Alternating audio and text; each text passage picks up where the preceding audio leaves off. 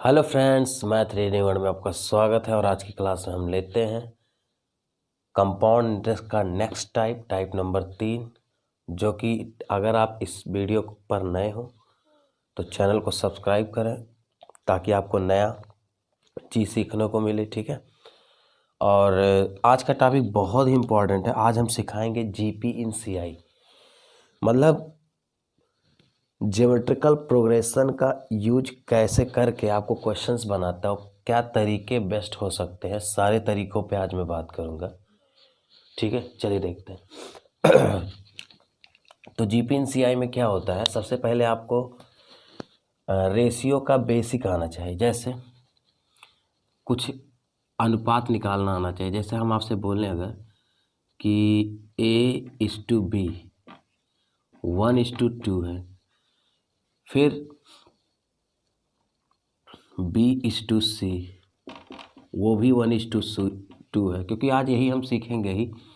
फिर मान लिया एक और आ गया C/D, ये भी 1:2 है। तो इनको एक रेशियो में कैसे कन्वर्ट करना होगा वो चीज़ आप जान पाएंगे। जैसे अब इसी को हम लिख सकते A, B, C और D। अगर हमें ABCD का रेशियो चाहिए तो देखिए A/B का मान कितना है 1:2, B/C का मान कितना 1:2, फिर C और D। गौर करना, B के नीचे देखिए, B के नीचे B वाला वैल्यू, C के नीचे C, ये। और तीसरा वाला देखिए C के नीचे 1 रखेंगे और D के नीचे 2।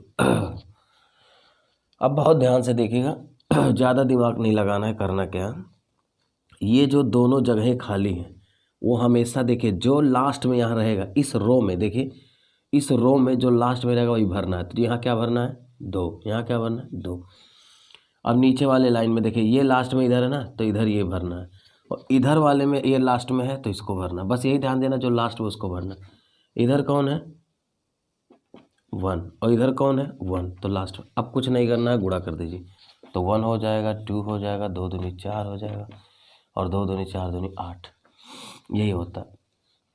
और एक चीज़ मैं और बताना चाहूँगा जो कि आपने सीखा। ठीक है, अगर किसी एक संख्या को वही बार बार रिपीट करके आ रहा रेशियो, जैसे 1:2 1:2 1:2, तो आप देख पा रहे होंगे कि यहाँ भी 3 स्लैब बन रहे हैं, 1 स्लैब 2 स्लैब 3 स्लैब। ठीक है, और फर्स्ट और थर्ड का जो स्लैब बन रहा है, आप देख पा रहे होंगे थर्ड वाला जो वैल्यू है, ठीक है, ये और ये 3 स्लैब के बाद जो आया है, 3 स्लैब के बाद मतलब यही हो रहा है कि जो ये संख्या है, आप गौर करें, अगर बहुत ध्यान से देखिएगा अभी आपको समझ में आएगा कि ये कहीं ना कहीं जीपी इन सीआई ही है। ठीक है, आप देखिए ज्योमेट्रिकल प्रोग्रेशन में आप देखो, 1 में किससे गुणा किया गया 2, 2 में किससे गुणा किया गया 2, 4 में किससे गुणा किया 2।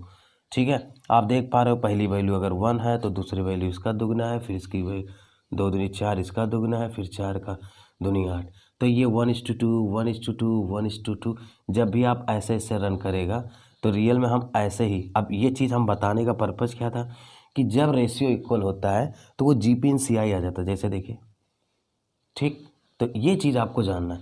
मतलब हमें ये भी जानना है कि अगर मुझे ये वैल्यू याद है, जैसे मान लिया कोई धन 3 साल के बाद 8 गुना हो गया, तो इसका मतलब 3 साल जब देगा, देखिए 1 साल 2 भाई 1 साल बीतेगा तभी तो ये आएगा, फिर 1 साल बीतेगा तभी आएगा, फिर 1 साल बीतेगा तभी आएगा। ठीक है, तो ये जो वैल्यू आया है, हम डायरेक्ट, अगर मुझे पिछला वैल्यू चाहिए, मान लिया ये प्रिंसिपल है, ठीक है, और ये अमाउंट हो चुका है 3 साल के बाद, तो इस अमाउंट वाली वैल्यू अगर मुझे प्रिंसिपल चाहिए तो इस 8 का देखिए घन लेना पड़ेगा, घन, क्योंकि 3 साल के बाद है वो, तो 3 साल के पहले घन लेना पड़ेगा तभी तो बैक आएगा।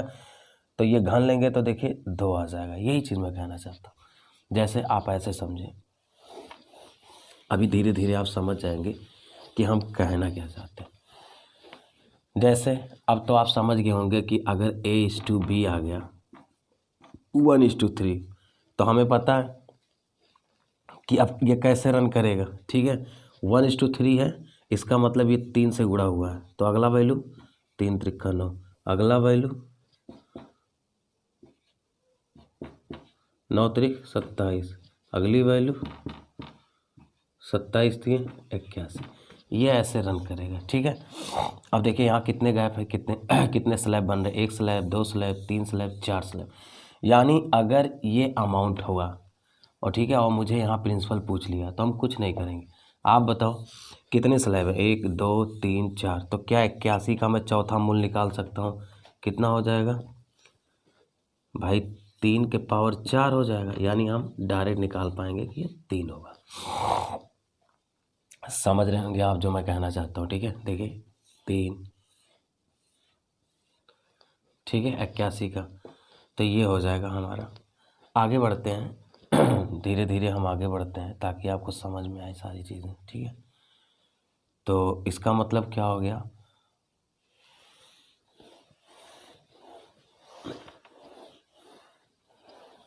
तो फिर से देखिए रेशियो कैसे निकाला जाएगा, एक और बता देते हैं। जैसे मान लिया 1:5 हो रहा है, फिर 1:5 हो रहा है, फिर 1:5 हो रहा है, ठीक है। तो मैंने बताया था ये 5 यहाँ भर दिया जाएगा। ये रेशियो हम पढ़ाए हैं, इसको अगर आप नए हो तो आप रेशियो देख लें। रेशियो मैंने कंप्लीट पढ़ा, इधर भर जाएगा, ये लास्ट वाला इधर हो जाएगा, ये इधर हो जाएगा, फिर वही बात आएगा, ठीक है। कहीं ना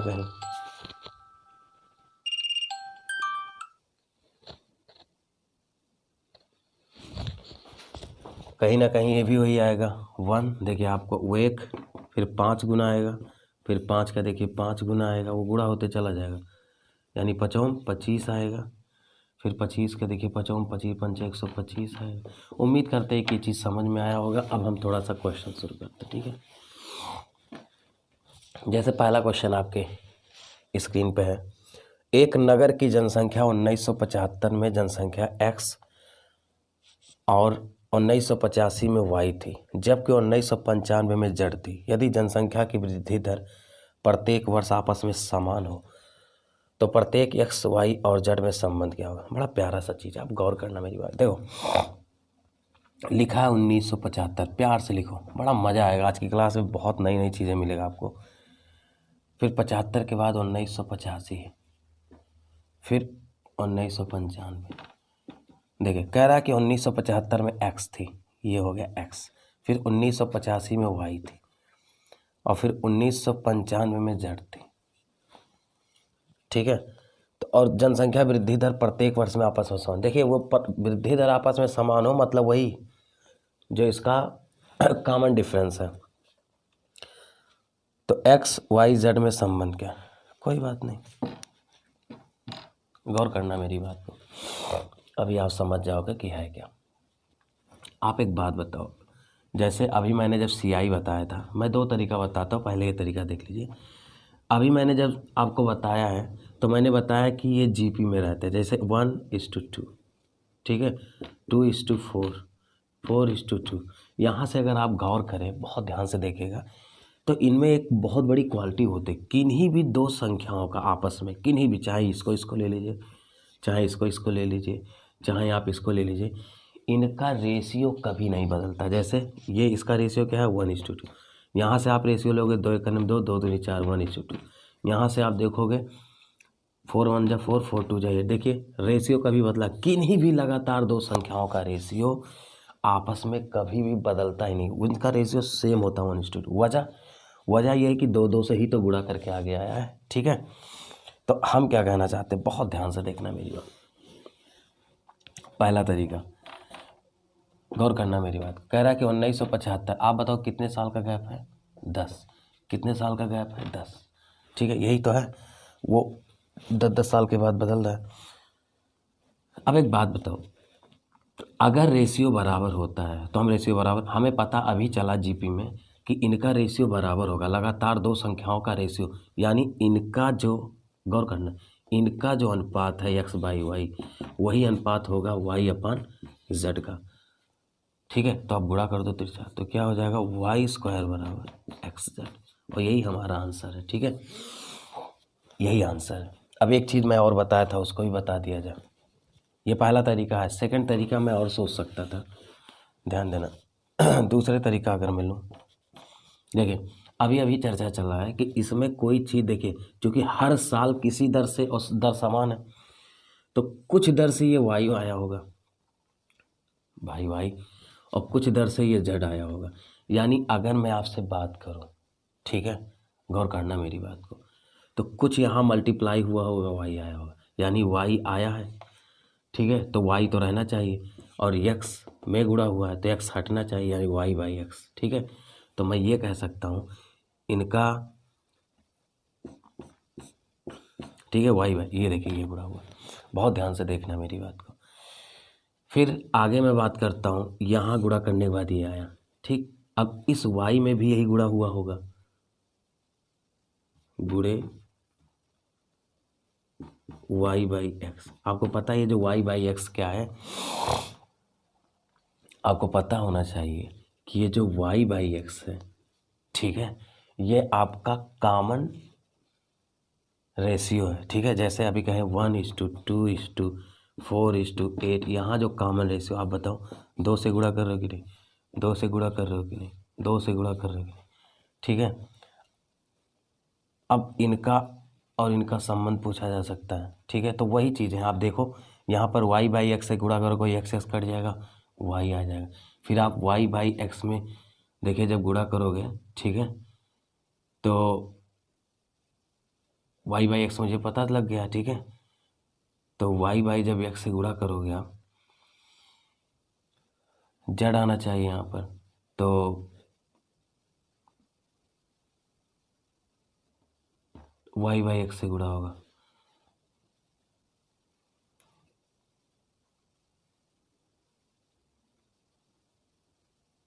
ठीक ठीक, कोई बात नहीं, कोई बात नहीं। और जड़ में संबंध पूछ रहा है, तो आप बताओ इसका गुणा करने के बाद क्या आना चाहिए। आप गौर करना, थोड़ा सा देखो, बड़ा अच्छा लगेगा। तो ये गुणा जब होगा तो क्या होगा, y² बटे x, और यही बराबर आना चाहिए इसके, भाई ये इसको गुणा करने के बाद यही आना चाहिए, तो ये z के बराबर है। तो यहाँ से भी देखिए y बराबर xz आ गया कि नहीं आंसर। तो इम्पॉर्टेंट है, बहुत अच्छा तरीका है, आप इसका एंजॉय करें, ठीक है। मैं आगे बढ़ता हूँ, मैं जब कहना चाहता हूँ आप उसको समझें आप, ठीक है।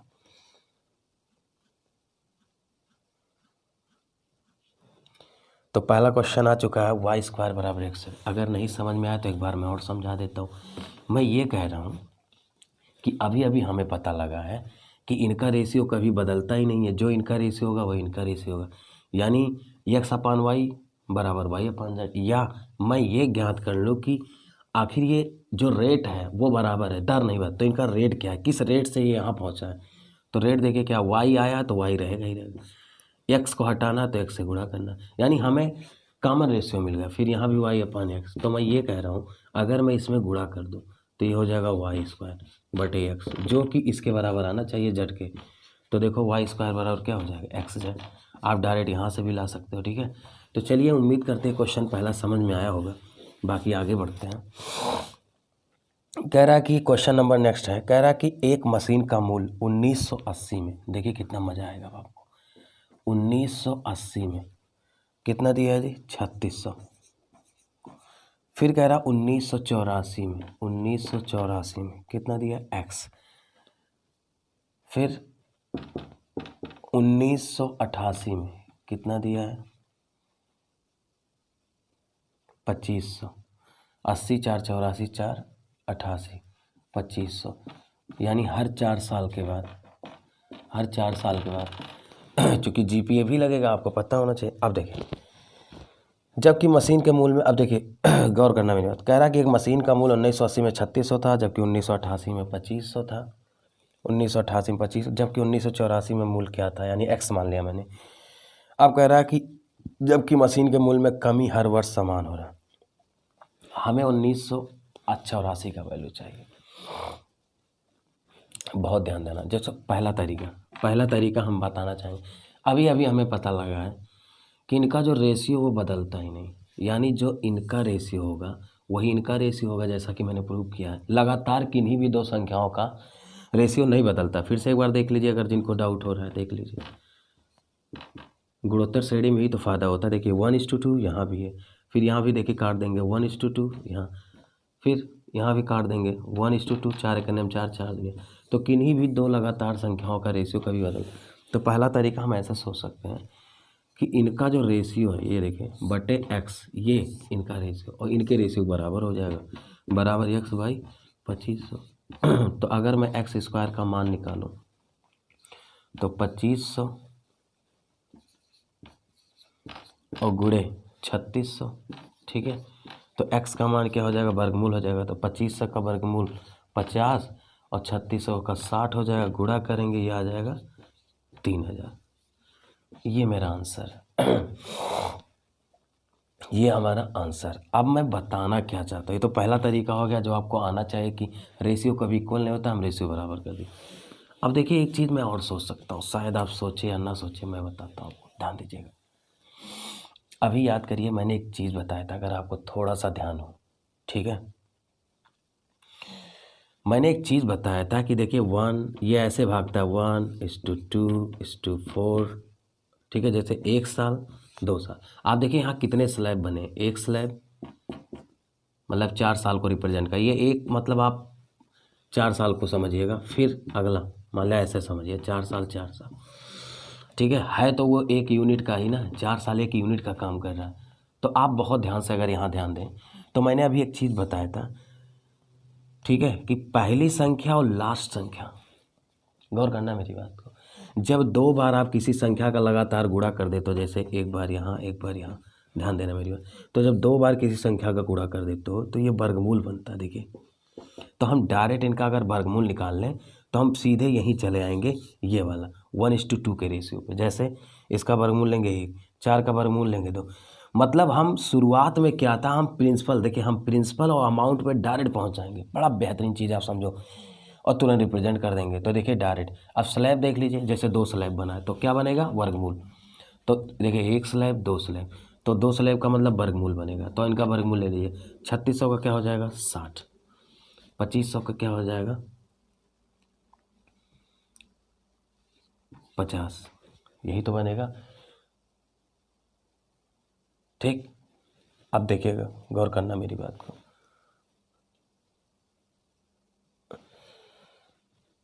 यानी हमारा जो, गौर करना ये 60 हो गया 50 हो गया, अगर हम इनका रेशियो ले लें यानी हमें ये पता लग जाएगा शुरू में, ठीक है, ये 60 हो गया ये 50 हो गया, यानी अगर हम इनका रेशियो ले लें 6:5, यानी ये जो रन कर रहा है ऐसे रन कर रहा है 6:5, फिर 6:5, ऐसे ऐसे चल रहा है, यही तो मतलब हुआ।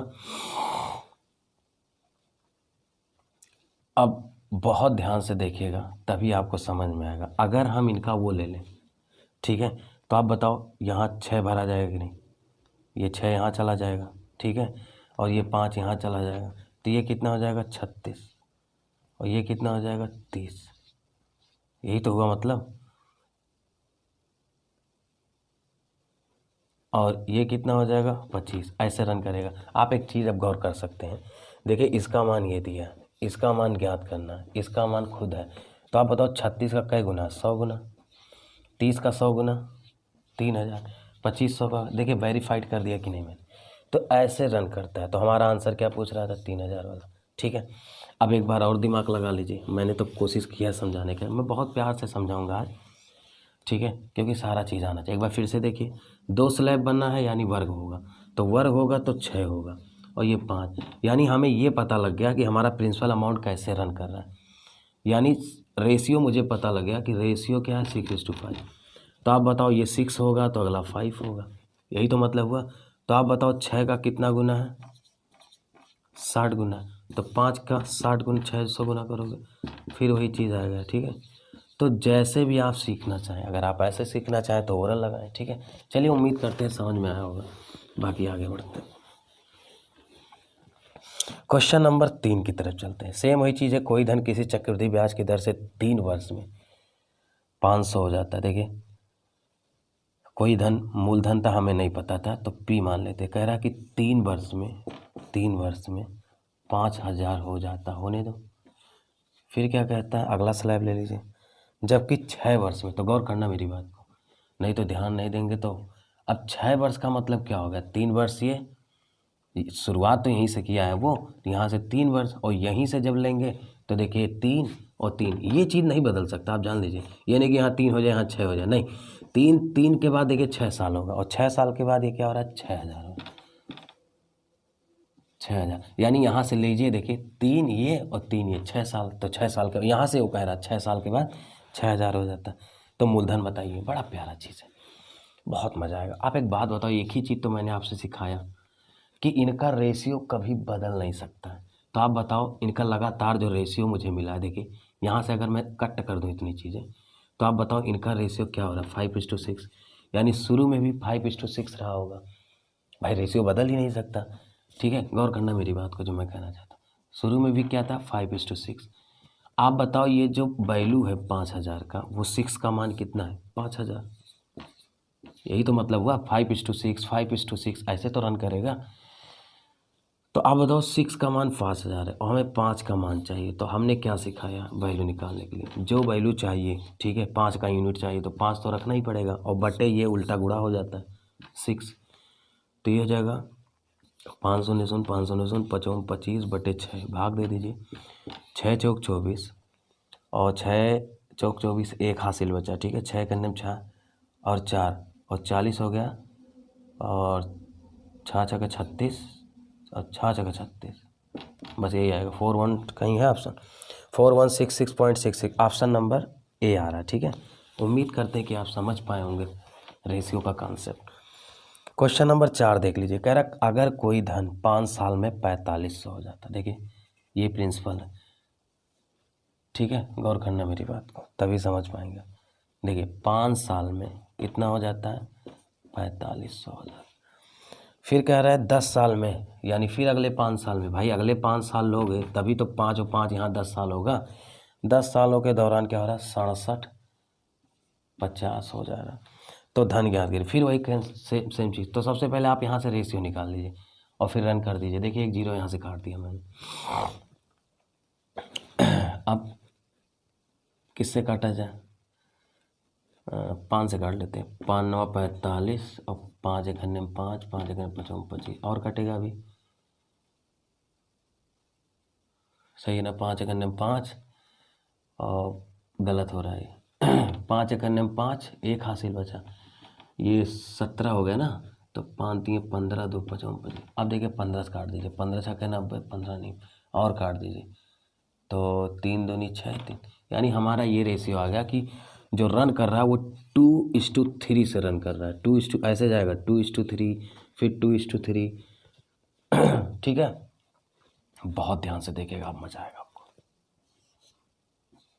ठीक है। देखो आप बताओ 3 यूनिट का मान दिया है, कितना दिया, 4500, कितना गुना है, 1500 गुना। तो आप बताओ 2 यूनिट का मान नहीं निकाल पाओगे, 1500 गुना कर दो तो कितना हो जाएगा, 3000, और यही आंसर।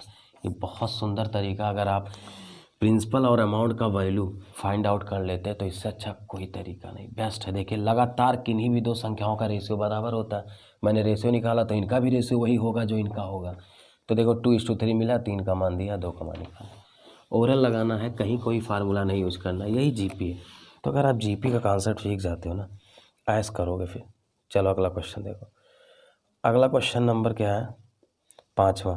कह रहा है कोई धन 2 वर्ष में, ये इंपॉर्टेंट लगा लीजिए, एसएससी यूपी SSSC बार बार पूछ रहा है, आप कोई भी बुक लगाओगे तो उसमें भी देखेगा। कह रहा है कोई धन 2 वर्ष में 650 हो जाता। देखिए कोई धन है जो 2 वर्ष में 650 हो जाता है, तो आपसे कह रहा है कि 4 वर्ष में कितना, यानी अगले फिर 2 वर्ष में 676 हो जाता है। तो धन ज्ञात करिए। तो कोई बात नहीं, आपको प्रिंसिपल वही चीज़ है, यहाँ से देखिए 4 वर्ष है, तो आप बताओ क्या इनका रेशियो बदल सकता है, नहीं बदल ही नहीं सकता, ठीक है। तो आप इनको काट दीजिए, काटना पड़ेगा ना, तभी तो छोटा होगा, तभी तो हम रिप्रेजेंट करेंगे। इनका जो रेशियो होगा वही इनका रेशियो होगा, रेशियो कभी नहीं बदल सकता है, ठीक है।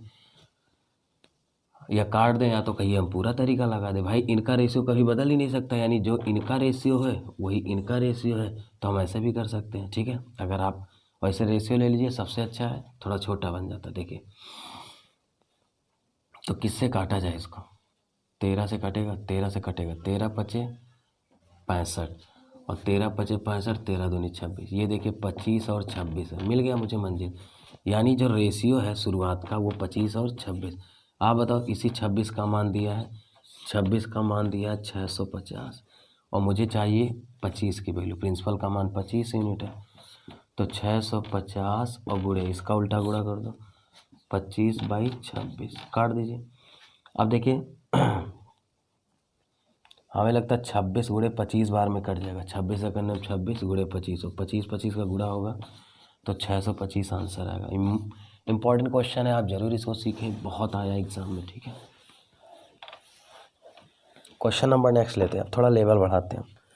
सेम क्वेश्चन अगला है, आप घर पे लगाइएगा, ठीक है। होमवर्क देते हैं, अगर आपको आ जाए तो कमेंट बॉक्स में ज़रूर आंसर दीजिएगा। मैं क्वेश्चन नंबर 7 लेता हूँ। कह रहे एक धनराशि एक निश्चित चक्रवृद्धि ब्याज दर पर हर वर्ष जोड़ने पर 4 वर्षों में, देखिए मूलधन कोई है हमें नहीं पता है, वो कह रहा है 4 साल में 7,000 हो जाता है। फिर क्या कहता है 8 वर्षों में, यानी अगले फिर 4 वर्ष, यहाँ से देखिए यहाँ से तो 8 हो गया, देखिए यहाँ से जब चेक करोगे तो 4 4 8 साल, लेकिन यहाँ से हम देखें तो 4 4 साल का स्लैब चल रहा है। फिर क्या कहता है ये 10,000 हो जाता। तो हमसे कह रहा है वह हम मूलधन ज्ञात करें। फिर वही बातें वही हैं, बस आपको समझना है, ठीक है। कितना मज़ेदार चीज़ है। आप एक बात बताओ, इनका रेशियो कभी अलग नहीं होता, तो पहले रेशियो ले लो, तीनों जीरो हटा दो, लो तो रेशियो क्या होगा 7:10, और हमें पता है कि रेशियो वही होगा 7:10। आप बताओ इस 10 का मान दिया है, देखो 10 यूनिट का मान दिया है 7,000, और हमें कितना यूनिट का मान चाहिए 7। तो आप बताओ 7, ऐसे देखो दिमाग ना लगाओ, यहाँ कितना गुणा किया गया 700 से, तभी तो ये 7,000 आया होगा। यहाँ भी गुणा कर दीजिए ऐसे 700 से, तो 700 से गुणा करोगे 7×7=49, यही आंसर है, ठीक है। उम्मीद करते हैं कि आप मेरी बातों को समझ पा रहे होंगे, जो तरीका मैं आपको दे रहा हूँ आप डाइजेस्ट कर पाओगे, ठीक है। क्वेश्चन नंबर नेक्स्ट लेते हैं, 8वां। करें एक धनराशि एक निश्चित चक्रवृद्धि ब्याज की दर पर हर वर्ष जोड़ने पे 8 वर्ष में 700 हो जाता है। ये तो हो गया ना, ये वही चीज़ें हैं। देखिए अब थोड़ा बहका रहा आपको, एक स्लैब आगे बढ़ गया, कोई बात नहीं, अभी तो मैंने बात किया, इसको भी देख लेते हैं। तो कह रहा है एक धनराशि चक्रवृद्धि ब्याज पर हर वर्ष जोड़ने पर 8 वर्ष में, यानी गौर करना, लेकिन एक चीज़ यहाँ बेवकूफ़ बना रहा है, ये डायरेक्ट पहले 8 वर्ष दिया है, ए ऐसे करके, यहाँ वाला नहीं दिया, ध्यान देना, ए डायरेक्ट 4 साल और 4 साल, ये डायरेक्ट 8 साल का डायरेक्ट दे दिया, 8 साल का कितना दिया जी 7,000। थोड़ा होश में रहना, नहीं समझ नहीं पाओगे आप। फिर कह रहा 12 वर्षों का, तो आप बताओ 4 साल का स्लैब चल रहा है ना, 4 4, तो अगला 4 साल के बाद कितना दिया है। लेकिन ये कितना भी बेवकूफ़ बनाए, हम लोग को बेवकूफ़ थोड़ी बना पाएगा। कितना मज़ा आ गया। फिर वही बात है, देखो खचाक 3 जीरो खचाक, तो रेशियो तो मुझे मिल गया 7 और 10 का, रेशियो तो मुझे मिल गया 7 और 10 का। अब डील कर लीजिए, बहुत ध्यान देना। अब कुछ लोग सोचेंगे सर जी 7 10 लगा दीजिए यही आएगा, बेटा बिल्कुल नहीं आएगा, आप ध्यान देना। ये बताओ 7:10 जब करोगे तो ये 10 का मान यहाँ इसको रिप्रेजेंट कर रहा है, लेकिन हमें इसका वैल्यू चाहिए। फिर एक बार 7 और 10 लगा दीजिए, यही तो सिखाया था। और याद करिए, इसको मैं यहाँ भेजता हूँ, बताया था, और इसको यहाँ भेजता हूँ। अब बताओ ये जो वैल्यू है इसका वैल्यू है कि नहीं, यानी 10 धामा भाई ऐसे गुणा कर लिया जाता है सीधे सीधे, तो ये 49 आ जाता है, ये 70 आ जाता है, ये 100 आ जाता है। आप बताओ इस 100 का मान कितना दिया इसने, कितना दिया बताओ, इस 100 का मान इसने दिया है 7,000। कितना गुना किया है 70 गुना, 70 गुना। तो आपसे वैल्यू किसका पूछ रहा है पी का मान कितना है, देखिए 49, तो 49 का मान निकाल लीजिए। 49 को भी कितना गुना करना पड़ेगा 70, तो जब इसको 70 गुना करोगे तो 7 7 49 7 343, और एक 10 चिपका दोगे तो 3430 आंसर आ जाए। उम्मीद करते हैं कि आप ये क्वेश्चन लगा पाए होंगे और आपका आंसर आ चुका है डी, ठीक है। आ गया होगा, कोई बड़ी बात नहीं है, ठीक है। चलो आगे बढ़ते हैं, ठीक है ना। देखो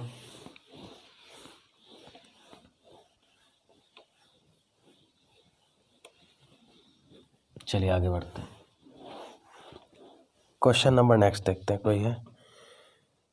अब क्वेश्चन नंबर नेक्स्ट हमसे पूछ रहा है 9, अब ज़्यादा नहीं है, छोटे छोटे क्वेश्चन है, कॉन्सेप्ट तो मैंने बता ही दिया आपको। क्वेश्चन नंबर 9 कह रहा है कि यदि किसी चक्रवृद्धि ब्याज की दर से तीसरे वर्ष में 1210 रुपये, देखिए तो तीसरे माने एक स्लैब छोड़ दिया, फिर अगला एक स्लैब छोड़ दिया,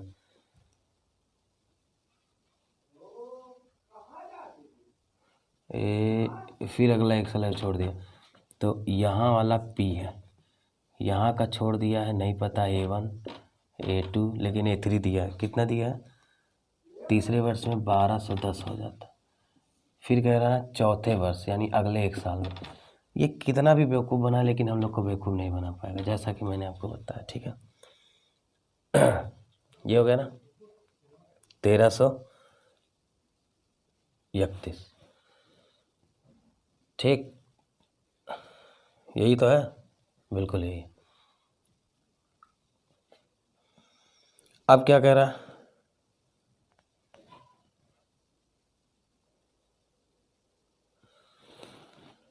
तो पहले रेशियो निकाल लेते, तभी आप आ पाओगे यहाँ तक, नहीं तो थोड़ी सी दिक्कत होगी। रेशियो निकाल लो, रेशियो कभी बदलेगा नहीं यहाँ का। ठीक है, और हमें पूछ क्या रहा है? 10। अच्छा हाँ, तो 10 वर्ष का साधारण ब्याज याद करें, 10 वर्ष का। तो भैया पहले मूलधन तो पता लगे कितना था, तब तो कोई बात बनेगी। ठीक है, तो 1210 1331। तो पहले तो इसको काटो 11 से, 11 ग्राम 121,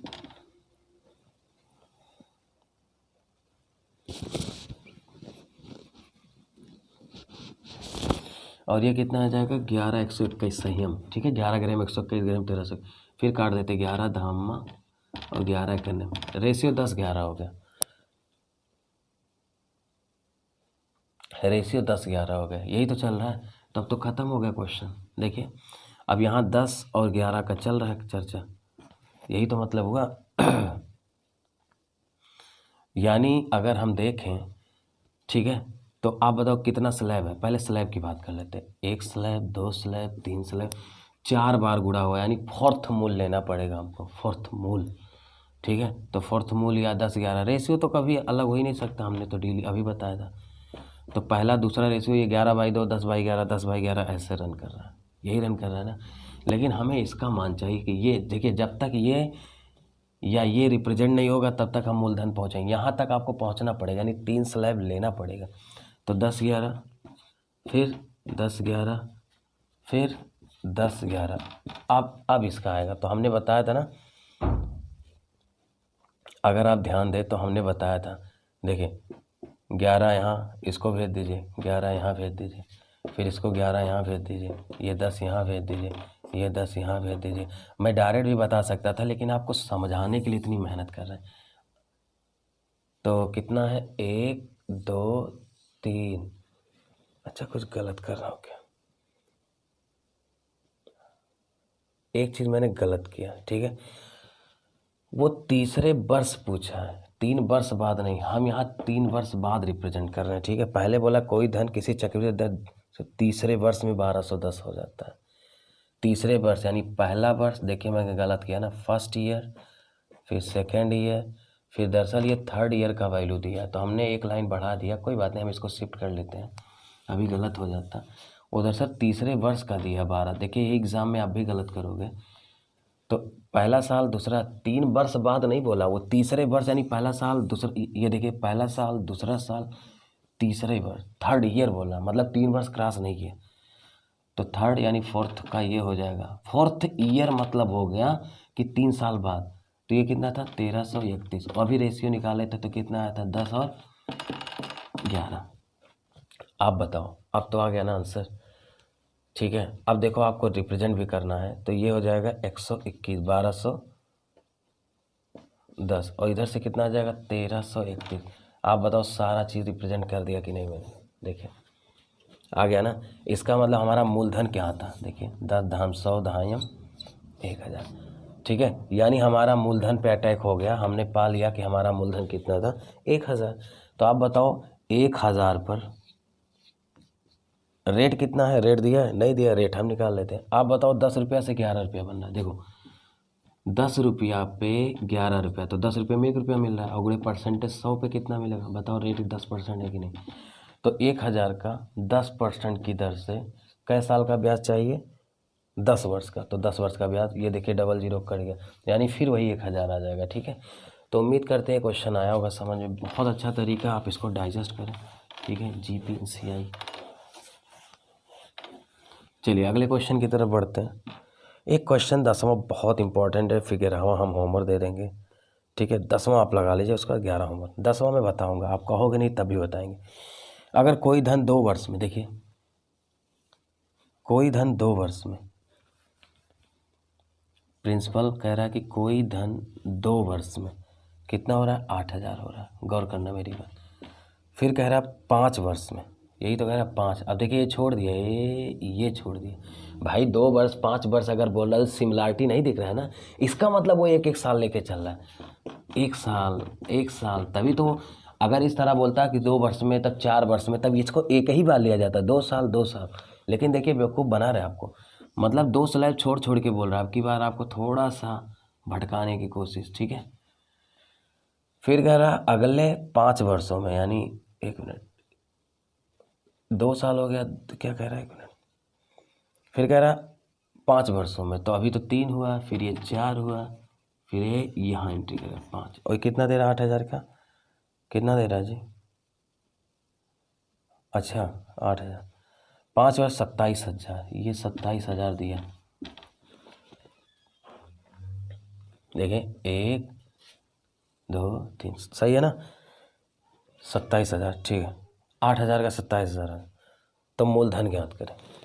बहुत ध्यान से देखना, अगर आपके पास थोड़ा सा दिमाग हो, ज़्यादा तो है भी नहीं, ठीक है। अगर थोड़ा सा दिमाग हो तो आप देखिए कितना स्लैब बना, 1 2 3, यानी अगर ये 3 स्लैब बना रहा है, इसका मतलब ये घन करके आया होगा। तो आप बताओ, इनका अगर घन ले लें तो मूलधन नहीं आ जाएगा। तीनों जीरो काट दीजिए, तीनों जीरो कट गया। तो ये बताओ 2 का घन है और ये 3 का घन है कि नहीं। आप बताओ, मैं डायरेक्ट उस पर पहुँच गया कि नहीं। रेशियो, यानी शुरुआत का रेशियो क्या था भाई, 2:3, फिर 2:3, फिर 2:3, यही तो था, ठीक। अब एक बात बताओ, अब ज़्यादा दूर जाना ही नहीं, मुझे प्रिंसिपल चाहिए। तो देखो मिल गया। आप बताओ, ये 3 यहाँ भेज दिया जाता, ये 2 यहाँ भेज देता। आप बताओ 2 दूनी कितना हो गया, 4, और ये कितना हो गया, 6। तो ये तो मुझे चाहिए नहीं। हो सकता है फ्यूचर में आपको ये भी क्वेश्चन पूछा जा सकता है। और ये 9, आप बताओ 9 का मान कितना दिया, 9 का मान दिया 8,000। पूछ क्या रहा है, 4 यूनिट का मान। तो मूलधन तो यही है, 4 यूनिट। तो 4 यूनिट का मान निकाल लीजिए, 8,000 गुणे, इसका उल्टा गुणा कर दो, 4/9, भाग दे दीजिए, ये हो जाएगा 4 8 3200, 1000 बटे 9। तो 9 चौक 36, यानी 9 3 27, 27 5 जाएगा तो 50 हो जाएगा। 9 5 45, फिर 5, फिर 9 5 45, 9 5 45.55। उम्मीद करते हैं कि आपको समझ में आया होगा। आपका आंसर आ रहा डी। तो सेम क्वेश्चन एक आपको होमवर्क देते हैं, क्वेश्चन नंबर जो नेक्स्ट है वो होमवर्क है, और आप ज़रूर लगाएं। तो थैंक यू सो मच, आज की क्लास यहीं तक। अगर आपको कुछ नया चीज़ मिला हो तो लाइक शेयर करना ना भूलें, ताकि आपके दोस्त का भी भला हो, सबका भला हो। Okay, bye bye, take care, धन्यवाद। और कमेंट के द्वारा ज़रूर बताएं कि क्लास आपको कैसा लग रहा है CI, ठीक है, कुछ रिलैक्स मिला या नहीं मिला।